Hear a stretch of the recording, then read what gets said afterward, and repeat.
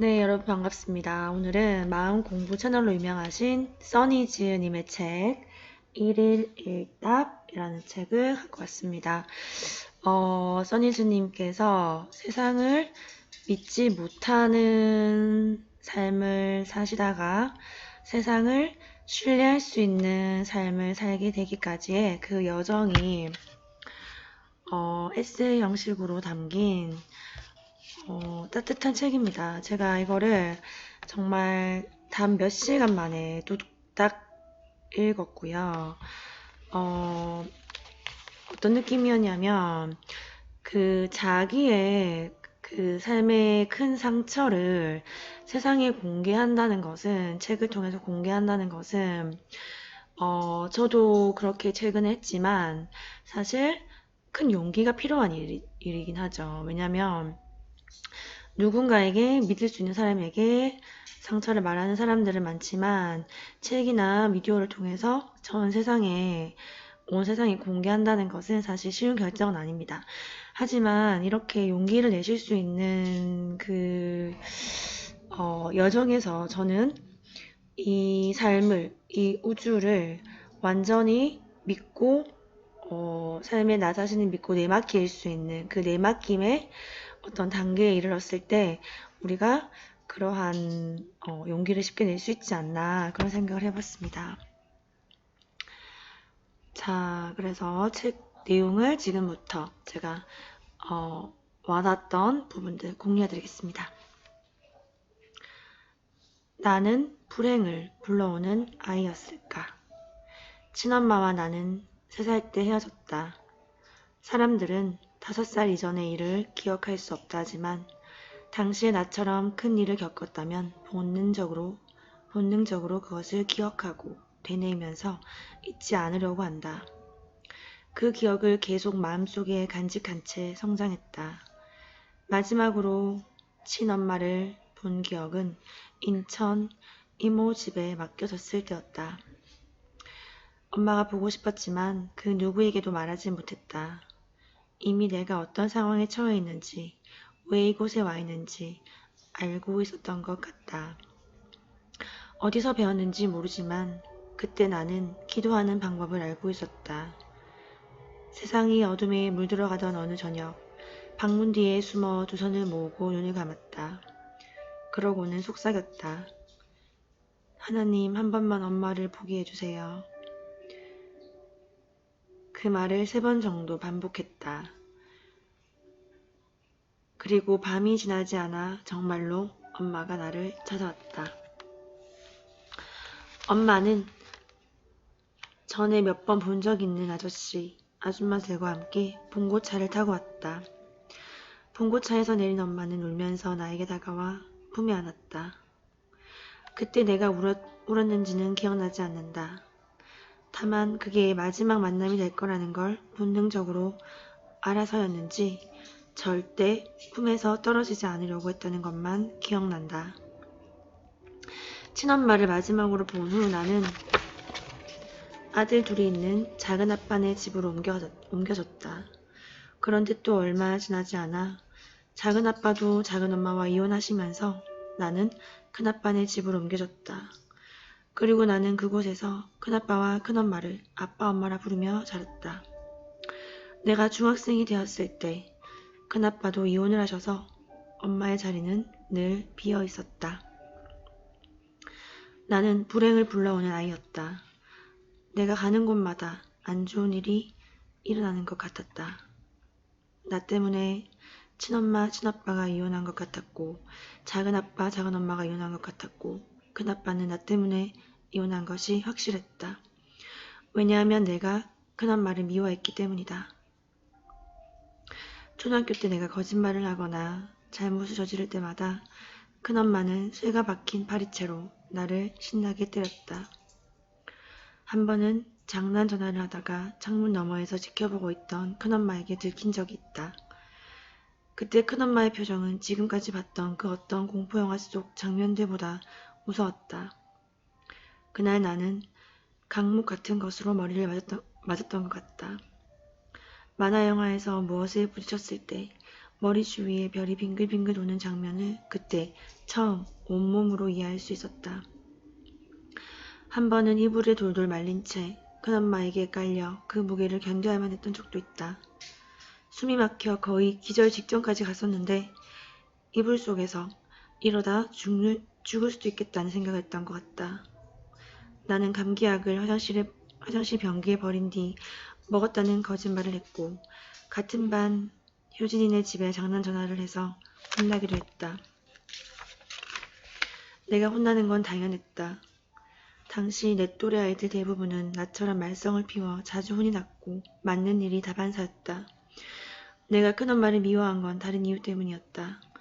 한 번은 큰엄마가 술에 취해 나를 앞에 대놓고 이렇게 말했다. 너네 엄마한테 가. 정신이 아찔했다. 또다시 버려질 거라는 느낌이 온몸을 휘감았다. 큰엄마는 휘청거리며 같은 말을 반복했다. 너무 서럽고 너무 미안하고 무섭고 외로웠다.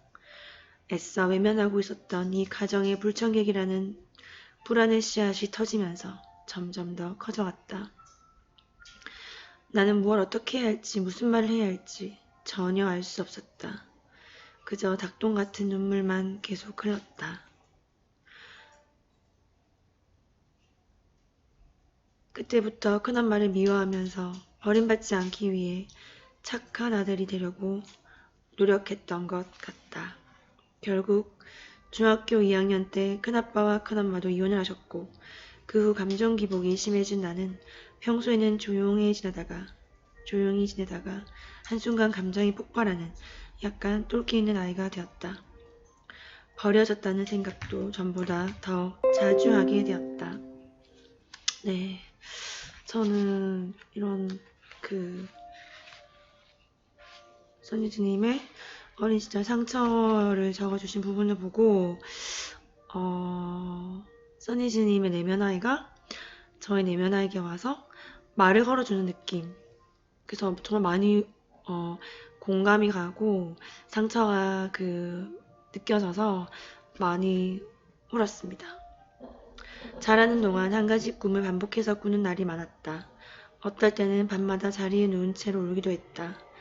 느닷없이 죽음을 떠올리면서부터였다. 공포란 그 대상을 알지 못한 상태에서 단지 두려운 존재로만 인식할 때 증폭된다. 나에게 죽음은 그랬다. 뭔가 알 수 없어서 무서운데 어떤 것인지 상상조차 할 수 없었다. 죽으면 어떤 느낌일까? 아무리 생각해도 아무것도 느낄 수 없는 그 기분이 너무너무 무서웠다. 그렇게 울면서 잠이 들면 꿈을 꿨다. 그때마다 한 가지 꿈이 반복되어 이어졌다. 나는 달리는 무궁화 열차에서 누군가를 쫓고 있었다. 그 사람이 누군지는 모르겠는데 반드시 잡아야 할 것 같았다. 하지만 잡을 수 없다. 쫓고 있지만 그는 너무 빠르고 사실 무섭기도 하다. 그래서 왠지 그 사람을 잡아야 살 수 있을 것 같은 느낌이 든다. 다음 칸으로 이동하면 시끄러운 기차 소리가 들리는 어두운 공간이 나온다. 거기 그 사람이 서 있다. 하지만 너무 어두워서 누군지 얼굴을 확인할 수 없다. 나는 꼭 이 대목에서 깬다. 똑같은 꿈을 주기적으로 반복해서 꾸는 것이 정말 신기해서 친구들에게 이야기한 적도 있다. 그렇다고 이 꿈의 의미에 대해서 알고 싶진 않다. 왜 이 꿈을 반복해서 꾸는지 궁금했을 뿐이다. 네.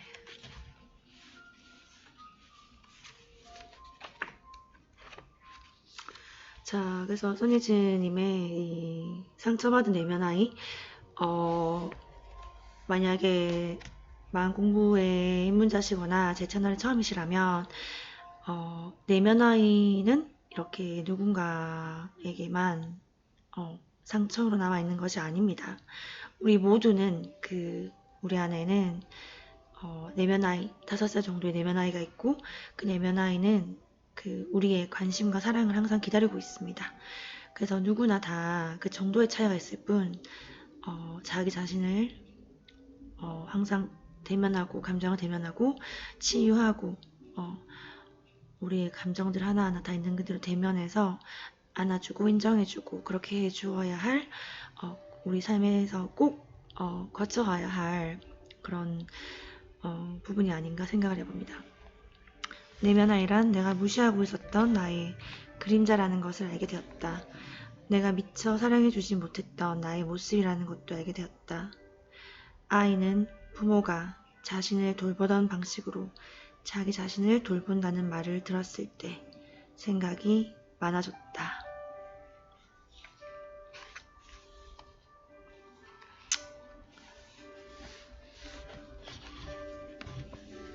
네, 그러면서 이제 선생님께서 이렇게 성장하는 과정에서 다양한 경험들을 하시고요. 그리고 어떻게 마음 공부로 인연이 되어서 자기 자아 성찰 그리고 명상 이런 쪽으로 발을 들여 놓으시게 됩니다. 그러면서 이러한 느낀 점이 있습니다.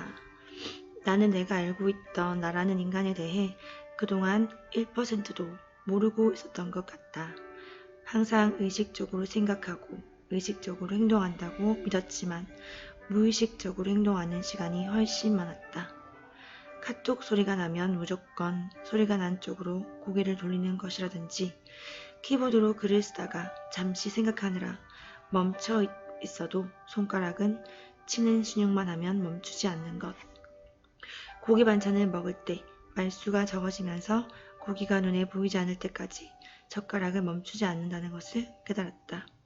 이렇게 관찰을 계속하자 감정들도 관찰할 수 있게 되었다.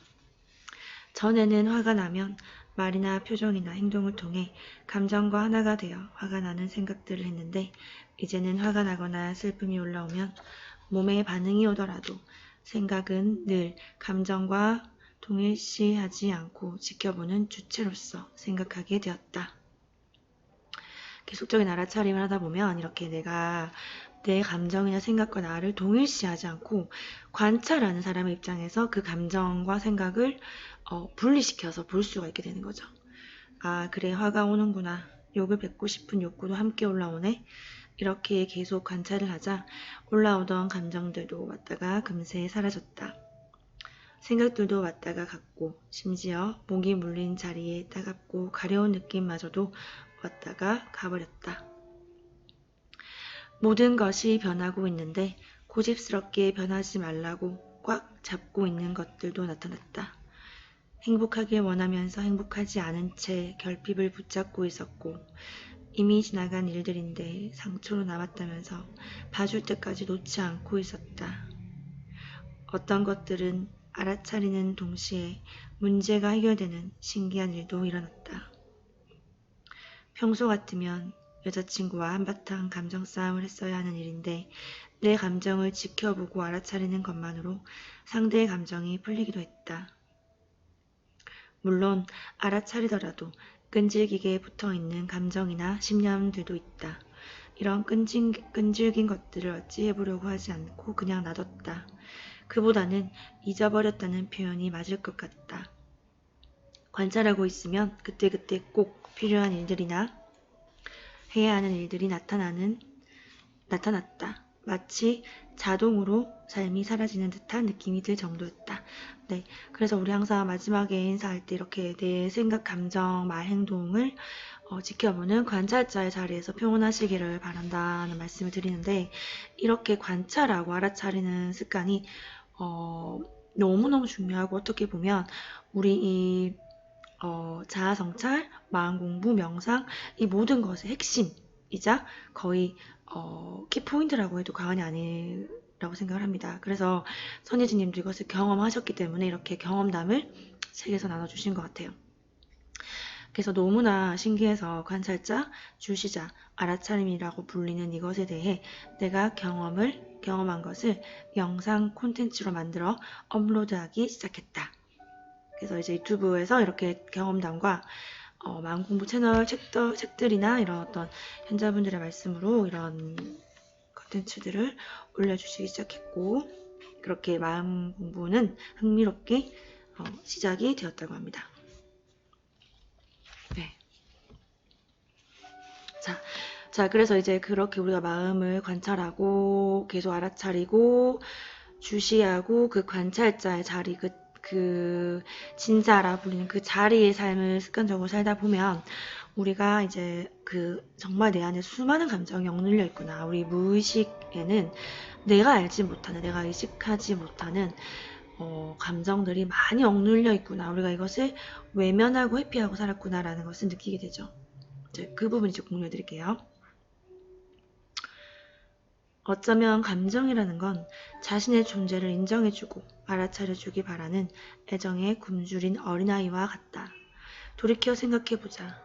떠오르는 감정을 애써 모른 척하며 가슴 한구석에 밀쳐넣으면 그 감정이 사라지는 게 아니라 자신을 봐달라고 내면에 상처를 내거나 자꾸 밖으로 표현하면서 눈으로 확인시키려고 한다. 비슷한 감정을 느끼는 상황이 반복적으로 나타나는 것만 봐도 알 수 있다. 오랫동안 묵혀놓은 감정은 그 힘도 세서 살짝만 건드려도 주체할 수 없이 튀어나오기도 한다. 하지만 그렇게 감정이 폭발한다고 해서 완전히 떠난 것은 아니다. 그래서 이 감정이라는 관심 종자가 내 안에 있다는 사실을 인지하고 있다고 감정에게 확실히 알려줘야 한다. 누군가 정말 따뜻하게 안아준 적이 있다면 그 느낌을 떠올려보자. 정말 포근하게 나를 안아준 사람이 있다면 그 느낌을 떠올려보자. 여기서부터 정말 핵심입니다, 여러분. 잘 들어보세요. 누군가를 안고 있을 때 그 한없이 따뜻하고 편안한 느낌을 상상해보자. 누군가 나를 판단하거나 어떤 논리적인 생각 없이 그냥 있는 그대로 너무나 순수한 사랑으로 안아주는 거예요. 그러니까 엄마가 아기를 그냥 조건 없이 너무 예쁘고 사랑스러워서 그냥 그 아이를 사랑으로 안아주는 거예요. 그래서 그 안아줄 때 그 한없이 따뜻하고 편안한 느낌, 그 사랑으로 감싸인 느낌, 그 느낌으로 우리는 우리의 감정을 껴안아야 한다는 겁니다. 내가 안을 때 느껴지는 적당한 압력과 살갗과 옷감에서 나는 은은한 냄새. 어쩌면 그 사람의 심장 소리도 들릴지 모른다. 이렇게 누군가와 따뜻한 포옹을 했을 때처럼 감정을 안아주면 된다. 감정은 몸이 없기 때문에 발로 감정을 껴안을 수 없다. 그래서 감정이 나를 껴안도록 허용하는 것이 중요하다. 내가 할 일은 감정이 나를 껴안을 때의 그 느낌을 있는 그대로 느껴보는 것이다. 자, 그래서 우리는 어떤 부정적인 감정을 있는 그대로 느끼는 것은 상당히 무서워하고 두려워합니다. 본능적으로 다들 두려워하는 이유는 그 어떤 불안이나 분노나 질투, 자책, 원망, 특히 두려움 이러한 부정적 감정들을 느끼기를 환영하지 않는 거죠. 원하지 않기 때문에 계속 외면하고 억눌려 놓기 때문에 그 감정체들이 계속 더 점점 자라나서 몸집이 커져 있기 때문입니다. 하지만 우리가 누군가와 포옹했을 때처럼 그 사랑스러운 감정은 어떤 기분인지 천천히 우리가 느껴보면 점점점 편안해지고 눈물이 나기도 합니다. 이어서 다른 감정이 떠오르기도 합니다. 그러면 그것들을 다 허용해 주십시오. 네, 저도 이런 과정을 많이 했었고 그리고 지금도 끝이라고 생각하지 않고 계속 꾸준히 하고 있습니다. 그러한 과정에서 많이 눈물도 흘렸고 내 안에 이렇게 내 관심을 바라고 내 사랑을 바라는 수많은 감정들이 억눌려 있구나 라는 것을 알게 됐습니다. 자기 사랑과 자기 어떤 자존감, 진정한 치유를 원하신다면 꼭 해보시기를 추천드립니다. 네, 마지막으로 유명하신 분이시죠. 데이비드 호킨스 박사님의 말씀 공유해드리겠습니다. 보통 우리가 싫어하는 감정을 만나면 회피하거나 억압하거나 표출한다. 그런데 이런 방법들은 감정이 흐르지 못하고 내 안에 남아있게 된다. 감정을 표출하면 그 압력은 줄어들 수 있지만 씨앗은 여전히 남아있다는 얘기다. 데이비드 호킨스 박사님은 마음 공부하시는 분들은 다들 아시는 정말 유명하신 분이시죠. 의식혁명 그리고 그 외에도 수많은 좋은 책들을 쓰셨고요. 감정을 있는 그대로 허용하고 감정이 나를 힘들게 하더라도 피하려 하거나 억누르지 않고 표출하지 않고 힘들게 하는 그 느낌 그대로 온전히 느껴주는 겁니다. 항상 말씀드리지만 전화하거나 쇼핑하거나 책 보거나 무언가 다른 행동을 하시면 안 되고 그 감정만을 온전히 느끼는 것입니다. 네, 여러분 오늘 여기까지 하고요. 또 한번 이 책을 통해 돌아오겠습니다. 여러분 감사합니다.